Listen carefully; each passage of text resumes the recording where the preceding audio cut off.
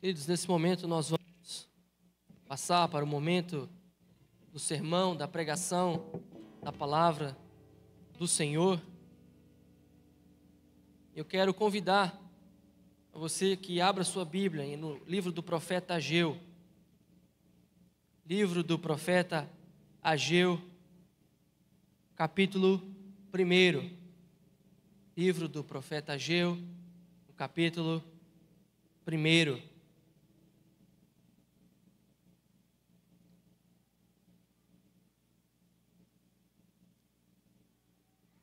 Ageu, capítulo 1, nós faremos a leitura desses 15 versos da palavra do Senhor.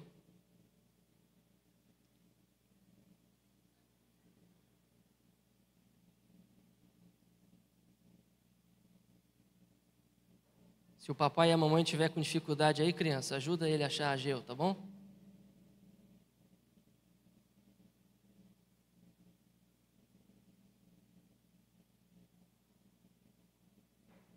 Para as crianças aí, hoje a palavra é prioridade, hein? Quantas vezes o pastor vai falar a palavra prioridade? Depois vocês me contam na porta. Prioridade. Ageu capítulo 1, versículos de 1 a 15, diz assim a palavra do Senhor.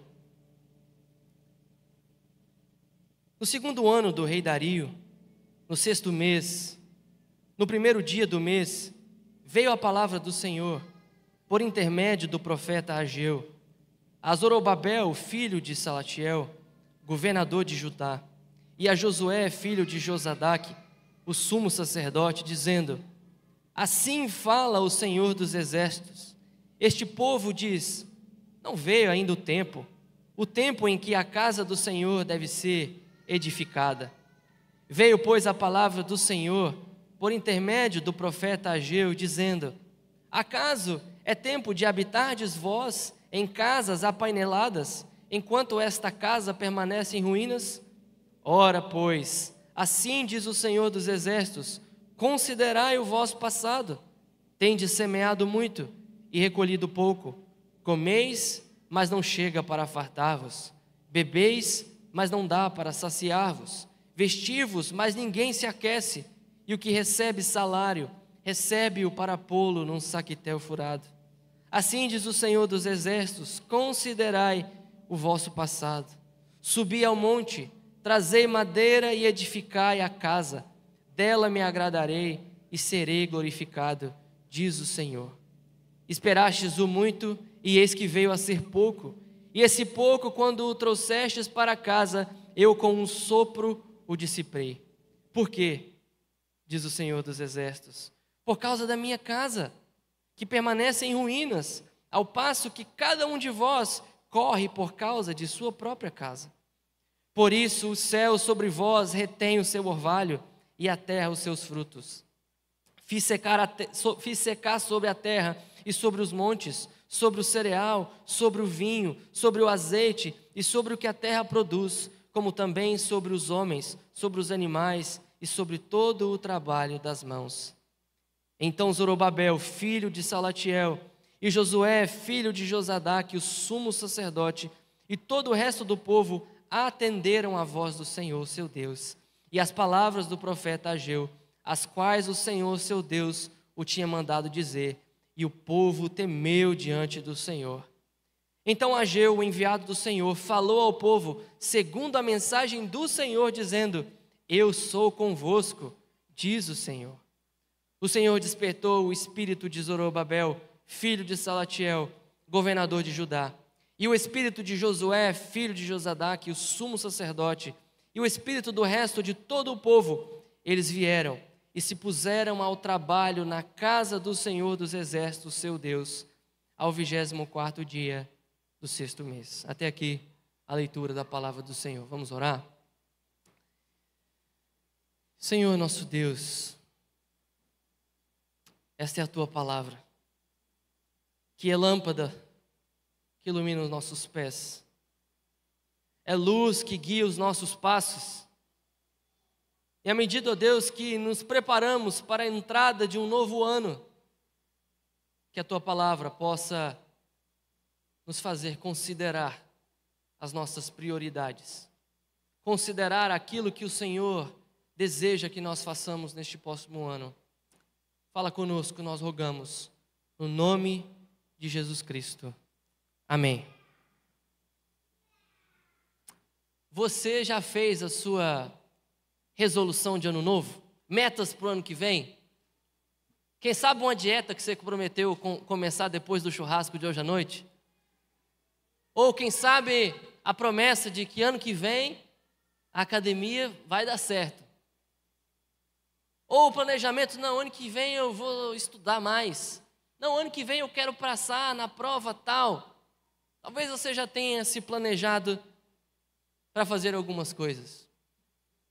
E é interessante que muitas vezes a gente se planeja, a gente faz uma lista grande de coisas que a gente gostaria de fazer e basta passar janeiro para que em fevereiro a gente já fique esperando o ano que vem para a gente começar de novo as nossas metas. Por que a gente não cumpre? Por que a gente coloca as coisas que a gente gostaria de fazer e a gente não cumpre? A gente não fica parado o ano inteiro, a gente faz algumas coisas. Mas a gente só faz, queridos, aquilo que é prioridade para nós. Não adianta a gente colocar uma listinha se aquilo de fato não for uma prioridade, porque aquilo que é prioridade para mim e para você, nós fazemos. Sabe por quê? Porque nós valorizamos. Nós passamos a época do Natal há poucos dias, e vocês, crianças, talvez ganharam aí alguns presentinhos, não foi? E o que acontece quando a criança ganha logo o seu presente? Logo que ela ganha aquele presente, é tudo de bom. Ela quer acordar com aquele presente, ela quer almoçar com o presente do lado, ela quer dormir com aquele presente, ela quer acordar com aquele presente, porque ela acabou de ganhar, é uma prioridade, é algo valoroso. Mas vai passando o tempo, daqui a pouco você vê o brinquedinho jogado, você vê o brinquedinho, o carrinho que estava novo, já está com uma roda arrancada. Vai deixando de ser prioridade. Vai deixando de ser algo que a criança valoriza. E é exatamente isso que está acontecendo com o povo de Deus no contexto que nós lemos de Ageu. O que tinha acontecido? O povo de Israel, por causa da sua desobediência a Deus, tinha sido levado para o exílio na Babilônia. E depois de tantos anos ali, o Senhor finalmente, com graça e misericórdia, traz o povo de volta para a terra prometida. E ao trazer o povo, dá a eles os recursos, as condições de voltar a estar na terra prometida, poder construir o templo, poder oferecer de novo sacrifícios a Deus. E o povo chega todo animado, cantando, alegre. Mas o tempo vai passando. E aquilo que uma vez era uma prioridade, a casa do Senhor, vai ficando em segundo plano.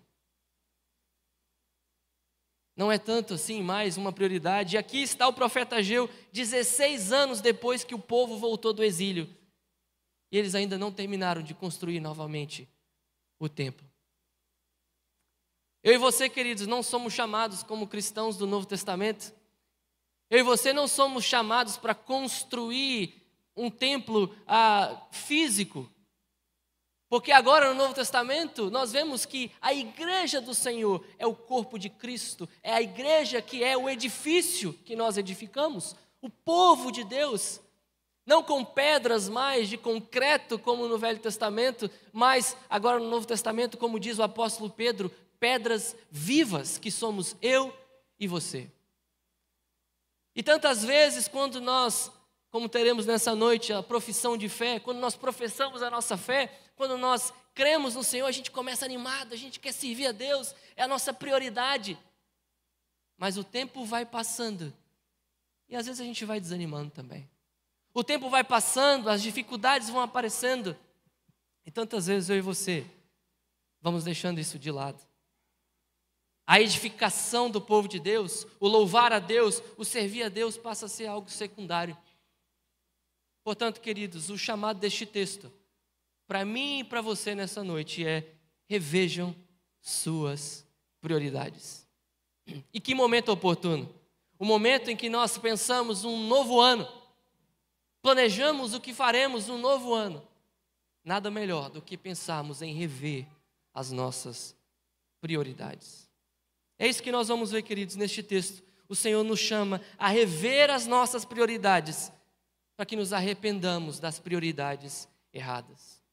O Senhor nos chama a rever as nossas prioridades, para que possamos nos arrepender das prioridades erradas. E a primeira coisa, queridos, nós precisamos ver. Esse é o primeiro passo. Para que a gente reveja as nossas prioridades, a gente precisa ver onde que as nossas prioridades estão e ver quais são as prioridades erradas. É isso que Deus chama aqui a atenção do povo nos versículos de 2 a 4. Veja só o que diz a palavra do Senhor. Diz assim: assim fala o Senhor dos Exércitos. Este povo diz: não vê ainda o tempo em que a casa do Senhor deve ser edificada. O que estava acontecendo, queridos? O povo voltou. Passaram-se 16 anos. O que o povo está dizendo? Ah, não está na época ainda de construir o templo, não. Estou muito ocupado, a gente está ocupado aqui com outras coisas. A gente não tem tempo agora para mexer com esse negócio do templo. Eu sei que Deus trouxe a gente de volta para a gente construir o templo, para a gente oferecer sacrifícios, para a gente servir ao Senhor, mas não estou com tempo agora. Estou meio ocupado, tem outras coisas para fazer. As prioridades estavam em outros lugares. E aí o Senhor chama a atenção do povo, diz assim, versículo 3: veio, pois, a palavra do Senhor por intermédio do profeta Ageu, dizendo: acaso é tempo de habitardes vós em casas apaineladas, enquanto esta casa permanece em ruínas? O que estava acontecendo então? E o profeta, pela palavra de Deus, confronta o povo. O que estava acontecendo? Eles estavam cuidando só dos seus próprios interesses. Casas apaineladas, queridos, eram casas bem cuidadas, casas bem feitas. Então esses israelitas voltaram para a terra prometida, passaram-se 16 anos, e eles estão preocupados com a casa deles, estão preocupados da casa estar bem ali apainelada, tudo bem preparadinho, enquanto o templo, queridos, está lá em ruínas, e eles não estão nem aí. E eles estão falando: não tenho tempo para isso. Não é que eles não têm tempo. É uma questão de prioridade. Eles tinham tempo para arrumar a casa deles. Como é que eles construíram casas tão belas como essas? Como é que eles conseguiam cuidar dos seus próprios interesses? Eles tinham tempo, sim. Tinham recursos, sim. Mas não estava sendo empregado naquilo que Deus tinha chamado para ser a prioridade. Eu não quero que os irmãos percam de vista aqui que não é sobre um prédio, queridos. O que era o templo para os cristãos do Velho Testamento? O templo era um lugar de adoração a Deus. O templo era um lugar de comunhão com Deus. O templo era um lugar onde eles prestavam culto a Deus. O templo era um lugar onde eles levavam um sacrifício para que os seus pecados fossem perdoados. O templo era um lugar de gratidão, louvor, perdão e comunhão com Deus. Então é mais do que um prédio aqui no Velho Testamento. O que está acontecendo? Essas pessoas não estão nem aí para Deus. Elas não estão nem aí para se dedicar a Deus. Elas não estão nem aí, que elas não conseguem mais levar o sacrifício para perdoar os seus pecados. Elas não estão preocupadas com o pecado, elas não estão preocupadas com louvor a Deus, não estão preocupadas com gratidão a Deus. Não estão nem aí. E é por isso então que o profeta chama a atenção, porque as prioridades estão erradas e eles precisavam ver isso, porque eles estavam correndo atrás dos seus próprios interesses, mas não estavam nem aí para as coisas de Deus, nem aí se ia dar tempo de adorar a Deus, nem aí se tinha jeito de sacrificar e ter os seus pecados perdoados, nem aí se tinha como adorar, louvar e bendizer a Deus. E eu pergunto a você, querido, onde estão as suas prioridades? No seu planejamento para o ano que vem, onde está a prioridade de servir a Deus? Onde está a prioridade de adorar a Deus, de andar com Deus, de amar a Deus? Já está na sua lista? Já está na sua lista de compromissos para o ano que vem? Ou a gente vai continuar passando as desculpas dos israelitas? Ah, não consigo me comprometer para valer com Deus, está muito ocupada a minha vida, está muito corrido, não tenho tempo. Ah, não consigo estar aqui no culto, eu não consigo me comprometer com a igreja, não consigo servir a Deus, eu não tenho tempo no meu dia a dia para ler a palavra de Deus, para meditar, é tudo tão difícil. Mas a gente tem tempo para outras coisas, né? A gente tem tempo para viajar, a gente tem tempo para sair com os amigos, a gente tem tempo para jogar futebol, a gente tem tempo para fazer várias coisas, a gente tem tempo para trabalhar, a gente tem tempo para tudo.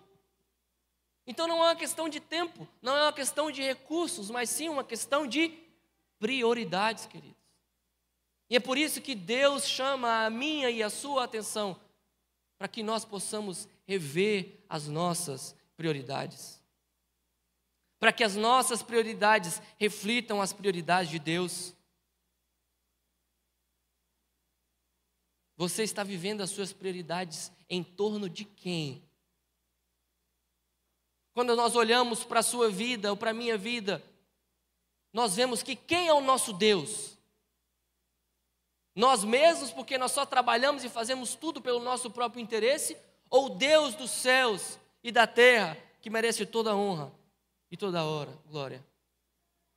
Que valor, queridos, tem o culto e a igreja no seu planejamento do ano que vem?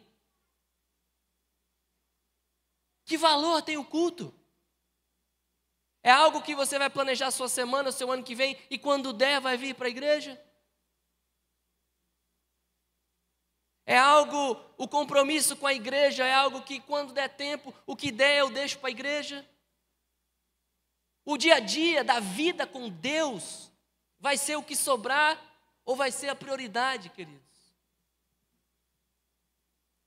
O Senhor nos chama a partir desse texto para que nós possamos nos arrepender das nossas prioridades, daquelas que estão erradas. E muitas vezes, meus amados,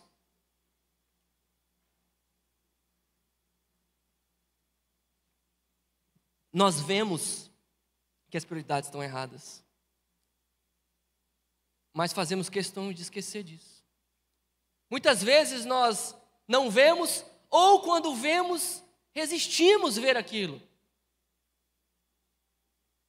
E aí vem o nosso segundo ponto, queridos, que nós nem sempre vemos, e às vezes quando vemos, rejeitamos. Mas o Senhor, nestes momentos, tantas vezes nos disciplina para que nós possamos nos arrepender e voltar para as prioridades que Ele mesmo colocou. É o que diz o versículo 5 em diante, diz assim: ora, pois assim diz o Senhor dos exércitos, considerai o vosso passado, tendes semeado muito e recolhido pouco, comeis, mas não chega para fartar-vos, bebeis, mas não dá para saciar-vos, vestir-vos, mas ninguém se aquece, e o que recebe salário, recebe-o para pô-lo num saquitel furado. O que estava acontecendo com o povo de Israel, queridos? Eles estavam pegando todo o recurso, tudo que Deus tinha dado, a terra boa que Deus tinha dado, a plantação, e tudo que eles tinham, eles não estavam servindo a Deus com aquilo. E Deus, então, como uma forma de disciplinar o seu povo, Ele retém tudo aquilo. O versículo 11 diz assim: fiz vir a seca sobre a terra, e sobre os montes, sobre o cereal, sobre o vinho, sobre o azeite, sobre o que a terra produz, como também sobre os homens, sobre os animais e sobre todo o trabalho das mãos. O que Deus faz então? Deus disciplina o povo de Israel. Já que eles não estavam sabendo usar o seu tempo, os seus recursos para o serviço do Senhor, o Senhor os disciplina. O Senhor retém deles aqueles recursos. Nessa época, uma cultura completamente agrícola, tudo que eles tinham e viviam era disso. Era ali das suas plantações, dos seus pastos, das suas ovelhas. Era tudo que eles tinham. E de repente, o Senhor retém. Como uma forma de chamar a atenção do povo. Não porque Deus não os ama, pelo contrário, porque a palavra de Deus nos diz que Deus disciplina o filho a quem ama. Porque Deus era muito mais importante para este povo que eles se arrependessem e se voltassem para Deus do que vivessem uma vida farta de cereais, de grãos e de todas essas coisas. Temos o exemplo do Novo Testamento, quando Deus confronta aquele homem que encheu o seu celeiro, ele tinha tudo o que precisava, e o Senhor disse a ele: louco, hoje à noite te pedirão a sua alma, e o que você tem, para quem será? De que vale ao homem ganhar o mundo inteiro e perder a sua alma? Então, por amor, para que essas vidas não se percam, o Senhor as disciplina sim, em amor, para que chame a atenção delas e elas se acordem para a vida e falem: opa, está errado, eu estou investindo as minhas prioridades nos lugares errados. E você, querido? Nem sempre que nós estamos passando por dificuldades, é o Senhor nos disciplinando. Temos vários exemplos nas Escrituras. Temos o exemplo de Jó, um homem justo que estava sofrendo. Nem sempre que nós sofremos é porque o Senhor está nos disciplinando. Mas muitas vezes sim. Muitas vezes o Senhor está sim trazendo o sofrimento e a dificuldade sobre nós, para que nós aprendamos a amá-lo mais, para que nós nos arrependamos dos nossos pecados e nos voltemos para Ele. Muitas vezes Deus tira de nós certas dádivas, para que nós aprendamos a amar mais o doador do que as dádivas. Muitas vezes coisas que o Senhor nos deu começam a nos afastar dele, e o Senhor, com todo amor, nos tira aquela coisa, para que a gente lembre que o que a gente mais precisa não são os recursos e tudo que este mundo e o que Deus pode nos dar através deste mundo, mas o que nós mais precisamos é a nossa comunhão e a nossa vida com Deus. E assim, queridos, o Senhor chama a atenção deste povo e chama a minha e a sua atenção. Nós precisamos rever as nossas prioridades.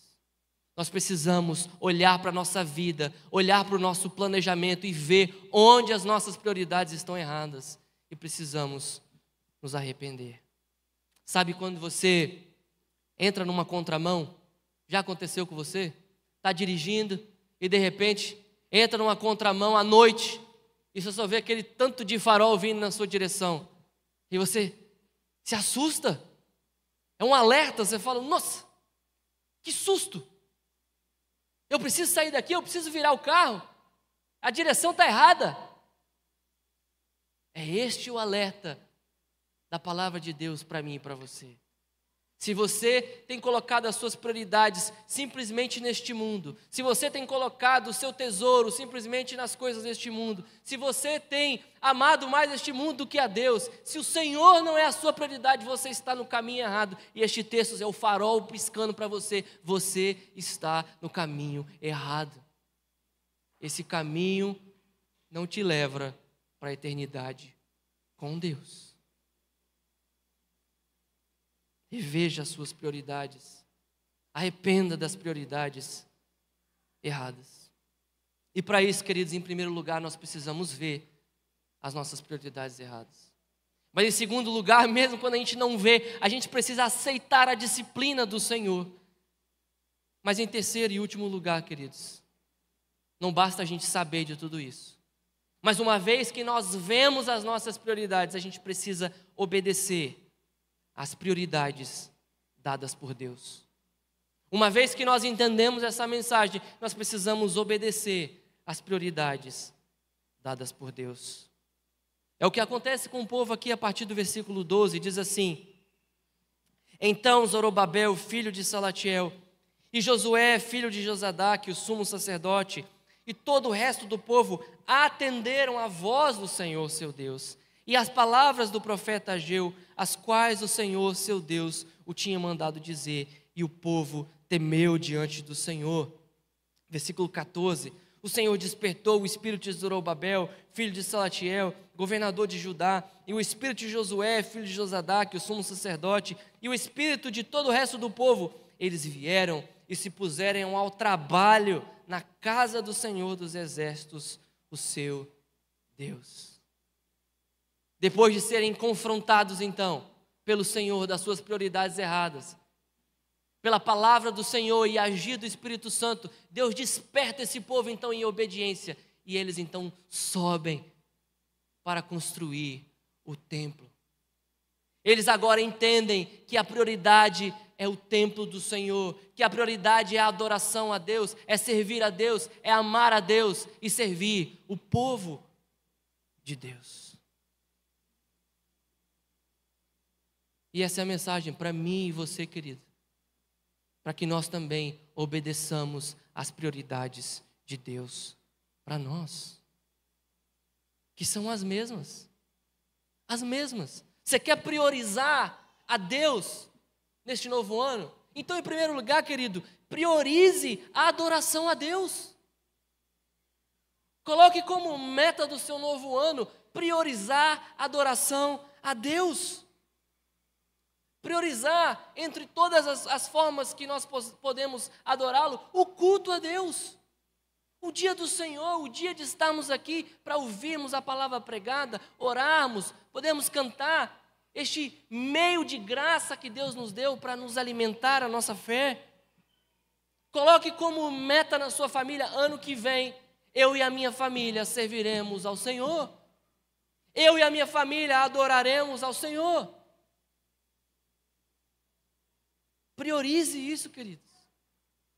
E tem 3 P's aqui para te ajudar a priorizar: preparação, participação e prática. Preparação, participação e prática. Como é que você prioriza o culto a Deus? Você se prepara para o culto. Você organiza a sua semana para que o domingo esteja livre, para que você esteja aqui para adorar ao Senhor. Você se prepara durante a semana, preparando em oração, preparando na leitura da palavra, para que esse aqui não seja o único momento que você pensa nas coisas de Deus. Você prepara a sua família, orando com a sua família, cantando cânticos com a sua família, para que os seus filhos cheguem aqui e conheçam as músicas que a gente canta e louve a Deus também. Prepara, no dia do domingo, você não passa a tarde inteira assistindo televisão e enchendo a sua cabeça de lixo e de coisa que desagrada a Deus, para depois chegar aqui e estar com a cabeça saturada de coisa que não presta e nem entra a palavra de Deus, porque a mente está longe. Preparação. Participação, queridos. Maneira de priorizar o culto a Deus, participando do culto. E participando é mais do que estar aqui presente. Participando é adorar em espírito e em verdade. Participar do culto, como eu tenho dito para os irmãos, ninguém vem assistir culto, isso aqui não é um cinema. Nós viemos aqui prestar um culto ao nosso Deus. Nós então participamos, nós cantamos, nós oramos, nós prestamos atenção na oração, nós ouvimos o sermão e meditamos naquilo. Preparação, participação, em último lugar, prática. Prática. Como é que nós priorizamos a adoração a Deus? Nós precisamos praticar o que a gente aprende. Nós precisamos ser os ouvintes lá de Tiago, que é não somente um ouvinte negligente, mas operoso praticante. Precisamos praticar, queridos, o que nós aprendemos. Precisamos chegar na segunda-feira na nossa casa e sentar à mesa e falar: querido, o que você aprendeu ontem no culto? E conversar sobre isso, meditar sobre isso, falar sobre isso. É isso que nós vemos na palavra do Senhor, como falamos hoje pela manhã, Salmo 1. Antes o seu prazer está na lei do Senhor, e na sua lei medita de dia e de noite. Para os pais, Deuteronômio 6 nos fala que nós temos que inculcar essa palavra nos nossos filhos, que deve estar para todo lado, pelo caminho, ao assentar, ao deitar. Praticar o que nós aprendemos. Obedeça às prioridades, queridos, dadas por Deus para o seu novo ano. Priorize a adoração a Deus. Priorize o culto do Senhor. Em outras palavras, o primeiro mandamento: ame a Deus sobre tudo e com tudo que você é. Que essa seja a sua prioridade nesse novo ano. Mas não só priorizar a adoração a Deus, mas priorizar servir o povo de Deus. Nós vemos aqui que o povo de Deus aqui se uniu para cuidar da adoração, mas também para construir o templo, para que pudessem beneficiar uns aos outros. E muito mais nós vemos no Novo Testamento, nós que somos a igreja, nós que somos essas pedras vivas, o nosso papel de edificar uns aos outros, de servir uns aos outros. Depois, se você estiver lá na sua casa, pega um aplicativo da Bíblia, ou pega lá na internet e faz essa pesquisa, seu dever de casa, coloca lá, uns aos outros, procura todas as passagens das Escrituras que tem uns aos outros, e você vai ver tantos mandamentos, pelo menos 59, de coisas que nós devemos fazer uns pelos outros, no nosso amor e cuidado mútuo, a começar pela nossa própria casa, a começar por aqueles que o Senhor nos confiou mais próximo, não é isso? O segundo e maior mandamento, amar o próximo como a nós mesmos. E não há ninguém mais próximo de nós que a nossa própria família. Faça, queridos, das prioridades de Deus as suas prioridades nesse novo ano. Priorize a adoração a Deus. Priorize o servir o povo de Deus. Na verdade, é para isso que Deus nos dá todas as outras coisas. Por que Deus nos dá um trabalho? Para que a gente sirva a Deus. Por que Deus nos dá a igreja? Para que a gente sirva a Deus. Por que Deus nos dá a família? Para que a gente sirva a Deus. Por que Deus nos dá um trabalho? Para que nós possamos servir a Deus e cuidar da nossa família através daquele trabalho. Então não faz sentido. Não faz sentido eu trabalhar e o trabalho me atrapalhar a cuidar da minha família. Não faz sentido o meu trabalho me atrapalhar a servir o povo de Deus. Tudo que Deus nos deu, querido, é para que nós possamos ter como prioridade servir a Deus, servir os nossos irmãos e irmãs em Cristo. Vamos rever nossas prioridades nesse novo ano, queridos.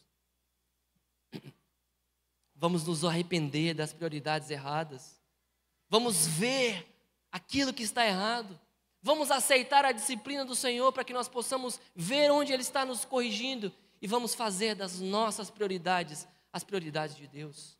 Priorizar o culto, a adoração a Deus. Priorizar o serviço uns aos outros. E na verdade, em resumo, é priorizar os 2 maiores mandamentos que Deus nos deu. Amar o nosso Deus sobre tudo e com tudo que nós somos, em primeiro lugar. E amar o nosso próximo como a nós mesmos.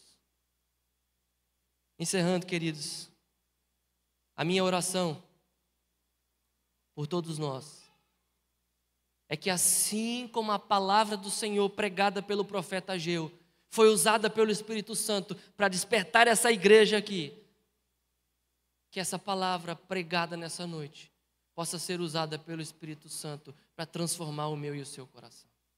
Para que nós possamos entrar neste novo ano com uma nova perspectiva das nossas prioridades diante de Deus.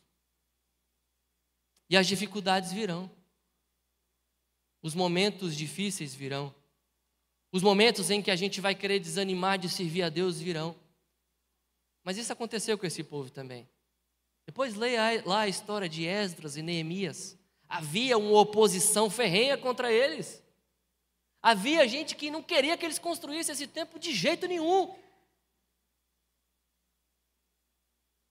Mas eles não estavam fazendo isso na própria força. Eles estavam fazendo isso na força do Senhor. O Senhor que estava com eles. É o que nos diz o versículo 13.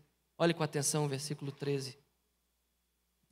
Versículo 13 diz assim: Então Ageu, o enviado do Senhor, falou ao povo segundo a mensagem do Senhor, dizendo: Eu sou convosco, diz o Senhor.